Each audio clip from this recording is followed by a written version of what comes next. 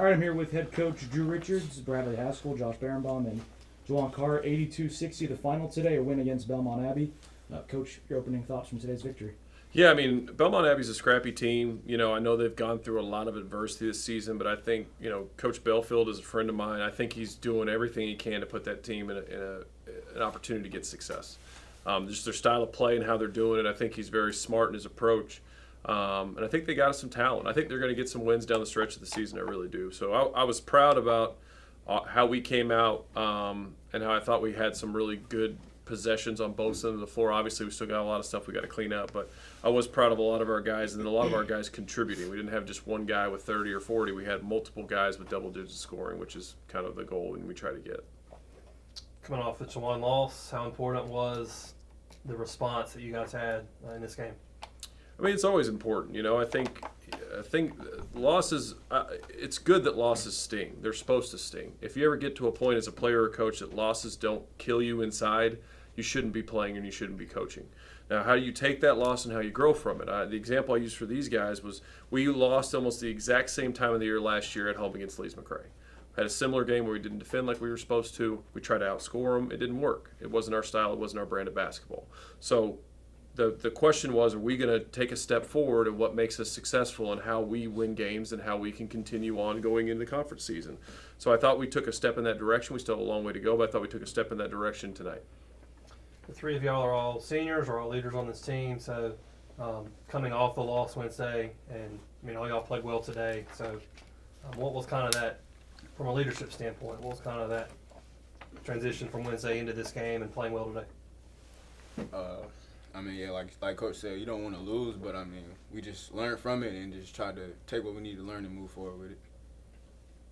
Yeah, just don't let the loss bring down our energy.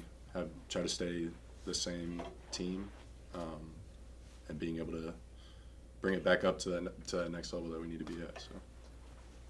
Just picking back up off what they were saying, we had two options after the loss. We could have sucked it up and felt sorry for ourselves and came out here and lost to a team like Belmont Abbey, or we could have do what we did and come out and play the way we were supposed to. The 12-0 run there, kind of middle of the second half, that y'all switched out from 8 to 20, and the three of y'all scored all 12 of those points.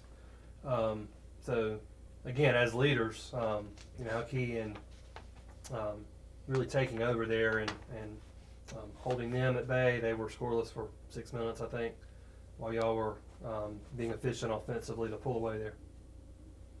I think defensively we just got stops. That was able to spark our offense and get us easier shots than we didn't accustomed to, like a set defense, getting out and run. So I think just getting stops and running, that was what opened up the floor for us to score a lot. Yeah, I don't think it was, us specifically trying to score. I think we were just trying to get the best shot we could as a team.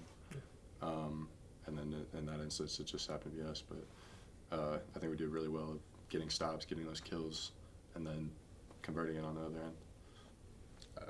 I said defense is like a main part of our identity. I feel like we get good stops, it'll lead to great offense. So I think that's related to it. Yeah. Coach, what did you see during that run? Yeah, after the first kind of 4 minutes of the second half, we just kind of challenged them about, once again, we're going to get back in this mode of trying to score and not focusing on the defensive end. And I really think we get, just watching this team, I feel like we gather a lot of energy from our defense because that leads to transition offense, which is another energy thing for us. So, it was kind of like we were able to get down, get those stops, and then pushing the ball. I thought we actually pushed the ball harder in transition, and that led to more energy with the next stop and then the next stop. So getting those multiple stops in a row, being able to utilize that to get to the other end offensively, I thought that's when our energy really changed and the momentum shifted it our way. And then after that, a big part of kind of keeping them at arm's length was Quay hitting 3 threes, was fouled on one of them, so that's 10 points right there. How huge was that?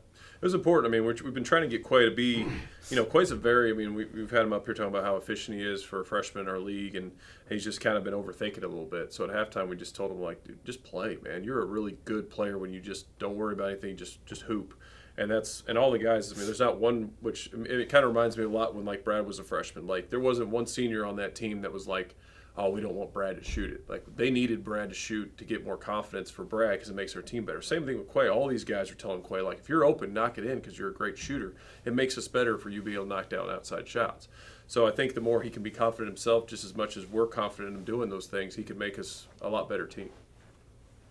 Francis Marion on Wednesday. Battle of I-95. Despite record, is always a tough matchup. Just what is the outlook going into that one? Yeah, I mean, I told the guys in the locker room they're arguably the most talented team in the league. They always have a large amount of talent. They play a style of basketball it's kind of hard to prepare for. But you know, like I said, it's Battle of I-95 is usually a really competitive game, and so you know, I told the guys to enjoy this while we have it, rest up tomorrow, and come back Monday ready to get better. What was said to that group before going on that 12-0 run when the first 4 minutes of the second half kind of happened? What was kind of the message to that in that first timeout? I mean, really, it was just like, are you guys sick of this?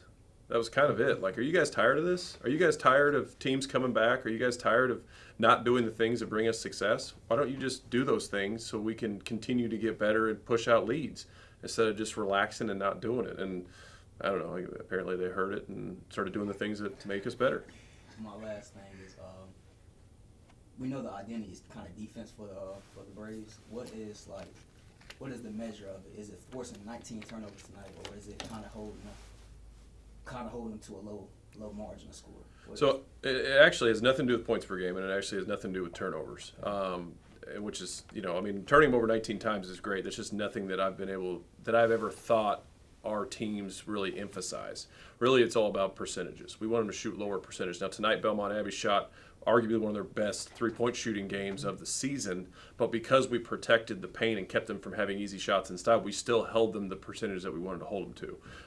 And we also try to prevent easy assists in the game with the way we play defense. So them only having 7 assists and shooting 42%, that's a good defensive game for us. We always want to have it at least that or lower.